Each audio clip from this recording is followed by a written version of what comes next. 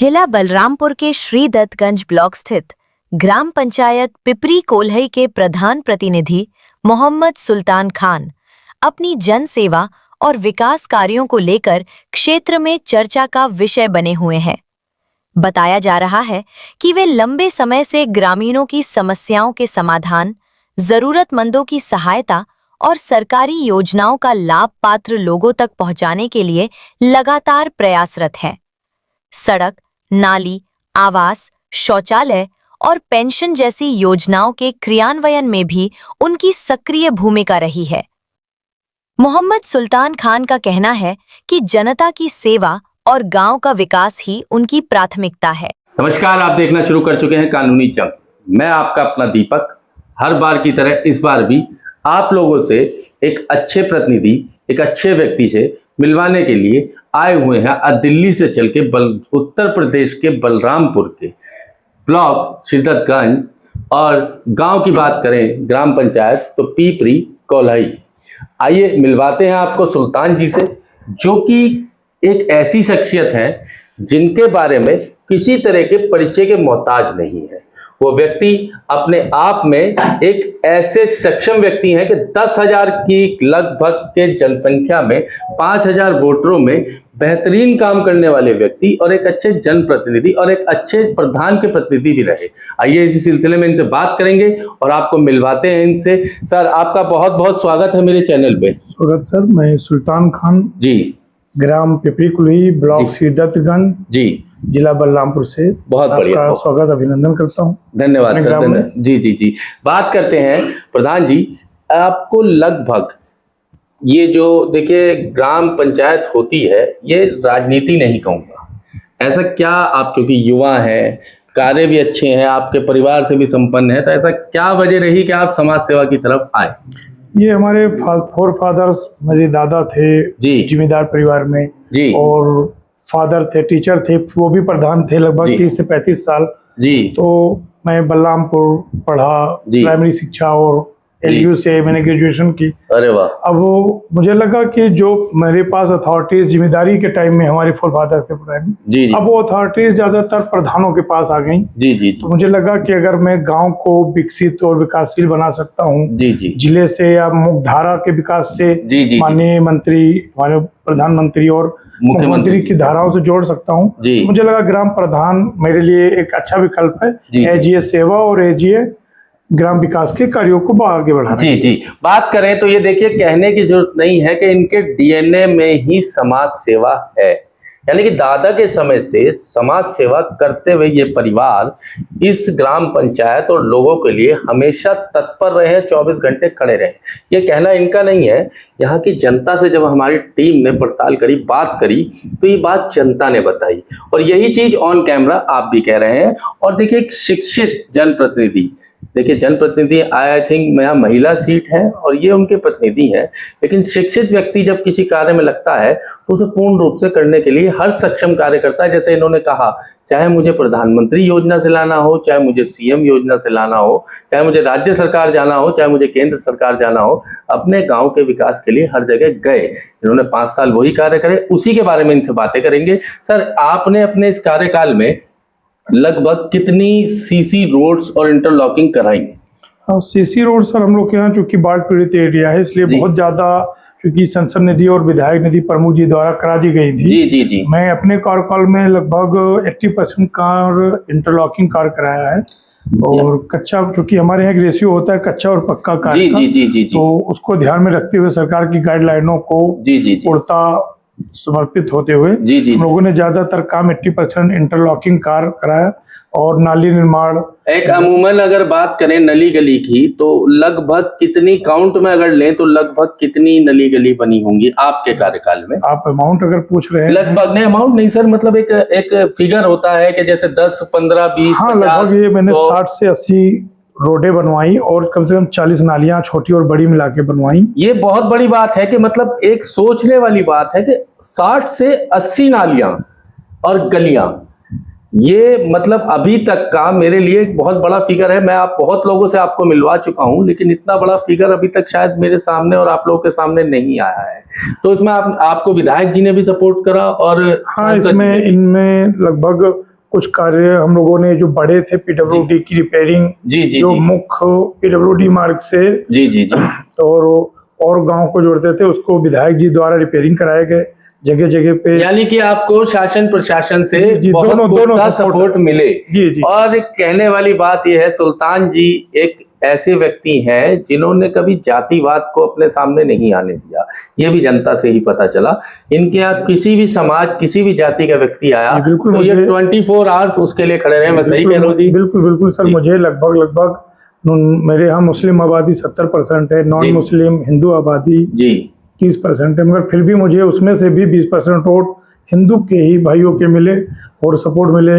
मैंने उसमें ना ही मंदिर मुद्दा हो, चाहे मस्जिद पे या मदरसे में हो या गुरुद्वारे में, क्योंकि मुख्यधारा से जोड़ने का मकसद यही है कि हर किसी का विकास हो, हर कोई पढ़े, हर कोई बढ़े। यही बात इंडिया में आज सबसे ज्यादा चलने वाली है कि पढ़ेगा इंडिया तो बढ़ेगा इंडिया। चलिए इसी बात पे आते हैं। तो सर शिक्षा के बारे में बात करें तो आपके इस पूरे ग्राम पंचायत में कौन सी कक्षा तक विद्यालय है? हमारे यहाँ प्राइमरी स्कूल 1 से 5 तक जो सरकार के द्वारा है, बाकी मेरे फोर फादर्स द्वारा बनाए गए कई कॉलेजेस हैं दादा द्वारा। बाकी मैं खुद एक बड़ी सोसाइटी इंटर कॉलेज का प्रबंधक हूँ और एक मदरसे का मैं खुद प्रबंधक हूँ, जिससे गवर्नमेंट द्वारा मैंने 2015 में ग्रांट दिलाया और इस समय उसमें 20 से 22 शिक्षक कार्यरत हैं, जिसमें से 15 को गवर्नमेंट खुद अनुदान दे रही है। ये देखिए कितनी बड़ी बात है कि शिक्षा का स्तर इस क्षेत्र में, पूर्वांचल क्षेत्र में शिक्षा का स्तर अगर आप देखेंगे तो वो इतना अच्छा सक्रिय नहीं दिखा है। हमारी अब तक देखा गया तो इतना अच्छा नहीं दिखा, लेकिन ये सुल्तान खान जी ने इस चीज को भी आगे बढ़ के मेहनत करके और इसका स्तर भी उठाने के लिए इनके दादा के समय से इस पर कार्य हो रहा है। ये बहुत बड़ी बात है। चलिए सर, और अगली बात करें तो ये जो मिड डे मील होता है सर, देखिए अब कार्यकाल की थोड़ी सी बात करते हैं कि मिड डे मील होता है, क्या आपने कभी मिड डे मील चेक किया है कि वो मेन्यू के हिसाब से किया जाता है? मैं प्राइमरी स्कूल में भी खुद एक बार औचक निरीक्षण करने गया, वहाँ पे भी मैंने खुद मिड डे मील खुद स्वयं खाया, वहाँ के टीचरों को और बीडीओ साहब को भी ऑफर किया, वो भी खाए। ये सवाल अधिकतर वैसे मेरा होता है कि आपने कभी खाया है नहीं खाया है, लेकिन आप खुद ही जवाब दे रहे हैं। मेरे पास वीडियोस और फोटोज भी हैं। बिल्कुल बिल्कुल बिल्कुल। और मैं खुद मेरे मदरसे में एमडीएम, जो कि वहाँ 1200 लड़के हैं, तो 700-800 का मिड डे मील बनता है।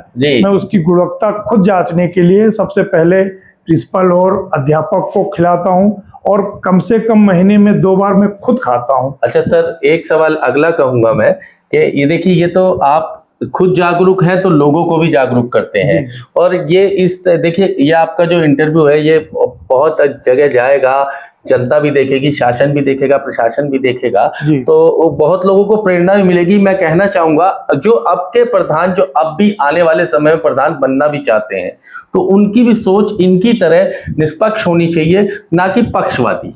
चलिए बात करें सर एसआईआर की। एक एसआईआर एक प्रणाली चली थी जिसमें आपने भी आगे बढ़ चढ़ के बीएलओ और टीचरों के साथ बढ़ के कार्य कराया। बिल्कुल बिल्कुल सर, हम लोगों ने जितने भी लगभग हमारे यहाँ एसआईआर में बहुत से हमारी जो नियर आबादी है, नियरेस्ट ज्यादातर बॉम्बे गुजरात बाहर रहती हैं, उनसे राब्ता कायम किया गया, उनसे भी बताया गया कि आप कहीं भी रहिए पर एसआईआर अपने गांव से आप मूल धारा से जुड़िए, सरकार की इन योजनाओं से आप जुड़ेंगे, आगे चल के एनआरसी या कुछ भी हो जिससे आपको कोई दिक्कत ना हो, सरकार द्वारा समस्या नहीं आएगी, क्योंकि आपके पूर्वज भी यहीं रहे, तो अगर आप भी यहीं वोट रखेंगे तो एक ही जगह रखें, 2 जगह ना करें। बिल्कुल जी। अगली बात करें तो सर खेल का मैदान भी है अपने ग्राम पंचायत में? बहुत छोटा सा है, चूंकि आबादी बहुत बड़ी है और हमारे यहाँ बाढ़ पीड़ित एरिया, तो बहुत ज्यादा तालाब प्रॉब्लम होती है, मगर फिर भी बच्चों के लायक खेलने के लिए जगह अगर सरकार द्वारा अवेलेबिलिटी कराएगी तो हम उसमें भी छोटे स्टेडियम बनाने के मानसिक, शारीरिक और मानसिक दोनों ही तरीके से अपने ग्राम के बच्चों को विकास मिले। इसीलिए हम लोग स्कूल में भी सर, प्राइमरी में भी और अपने इंटर कॉलेज में भी हमेशा 26 जनवरी 15 अगस्त को हम लोग ऐसे कार्यक्रम कराते हैं जिसमें बच्चों को मानसिक और शारीरिक रूप से तैयार किया जाता है कि खेल कूद हो और उनसे पढ़ने को एंजॉयमेंट की तरह से बनाया जाए, कि बच्चों को बोरियत न लगे। और जहां तक बात पढ़ाई से है सर, तो मुस्लिम नॉन मुस्लिम दोनों कम्युनिटी को हम लोग हमेशा टारगेट करते हैं कि आप जागरूक करते हैं कि कहीं ना कहीं ये होता है कि आप अगर पढ़ लिख कर कुछ गए हैं तो आप मजदूरी पेशे में रहिए, चाहे डॉक्टर इंजीनियर के भी, आप उस जगह पे अपने परिवार को, अपने बच्चों को, अपने आने वाले फ्यूचर को, इसलिए कहते हैं कि हर ताले को चाबी नहीं खोल सकती है, पर शिक्षा ऐसी चीज है कि अंधकार में आपको हमेशा दिए की तरह दिखाते रहे। ये बहुत बड़ी बात कही है सर ने कि इस बात को अगर बात करा जाए तो यानी कि शिक्षा आपके दिमाग को इतना विकसित कर देती है कि आप चाहे मजदूर रहें, चाहे आप डॉक्टर बने, चाहे आप वकील बने, चाहे आप इंजीनियर बने, यदि आप शिक्षा अच्छी ग्रहण करेंगे तो हर कार्य में आप सफलता प्राप्त कर सकते हैं। ऐसे भी मजदूर मैंने देखे हैं जिन्होंने पढ़ लिख के मजदूरी करी, राजमिस्त्री बने, आज वो ठेकेदार बने हुए हैं। कहीं ना कहीं उसमें शिक्षा का उनका साथ रहा। चलिए अगली बात करते हैं सर, आपके यहाँ कोई बारात घर भी है सर? हाँ सर, छोटा मोटा सा है मगर बहुत बड़ा नहीं। हम लोग उसके लिए भी सरकार से मतलब प्रयास कर रहे हैं, मांगा गया, मगर क्योंकि जमीनें अवेलेबिलिटी नहीं है, राजोस ने मना कर दिया, नहीं बन पाए। बाकी खेल मैदान और इन सब चीजों पे हम लोग बार बार टारगेट कर रहे हैं। बाकी शादी अनुदान के लिए बात हो रही है कि अगर वो बन जाए तो शादी हाल एक छोटा मोटा हम लोग बनवा सकें। अच्छा, बात करें अगर जनता आपको अब फिर मौका देती है और आप फिर से चुन के आते हैं, तो क्या आपकी आइडियोलॉजी आगे रहेगी अपने ग्राम पंचायत के लिए? आप इसे क्या और बेहतर करना चाहेंगे? जैसे कि आप लाइब्रेरी हो तो उसे डिजिटल कराना चाहेंगे या ई लाइब्रेरी लाना चाहेंगे, क्या करना चाहेंगे आप? सर देखिए, लाइब्रेरी तो तब आएगी जब लोग पढ़े लिखे होंगे। हम सबसे पहली प्राथमिकता पे काम ये कर रहे हैं कि चूंकि हमारा बाढ़ पीड़ित तराई एरिया है और बहुत पिछड़ा हुआ है, तो हम अभी इन सब चीजों पे बंधे पे हम डीएम साहब से बहुत पहले 1 साल पहले बात की है। फिर इन्हीं सब कम्युनिटियों पे जैसे छोटी छोटी जातों में जो बढ़ रहे हैं, कहीं ना कहीं चाहे वो SC ST कैटेगरी में या मुस्लिम कैटेगरी में, हम लोग कहीं भी तरीके से ज्यादातर प्रयास कर रहे हैं कि थोड़ा सा पढ़ लिख जाएं, थोड़ा सा कामयाब हो जाएं। यानी कि अगर बात कहें तो आपका पूर्णतः फोकस शिक्षा पे ही रहेगा। हालांकि हमारा चैनल ये पुष्टि कभी नहीं करता है कि आप किसे वोट दें या किसे वोट ना दें।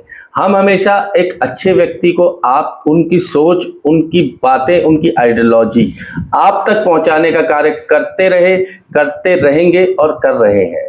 जुड़े रहिए कानूनी जंग न्यूज़ के साथ। मैं कैमरामैन आबिद के साथ दीपक। धन्यवाद।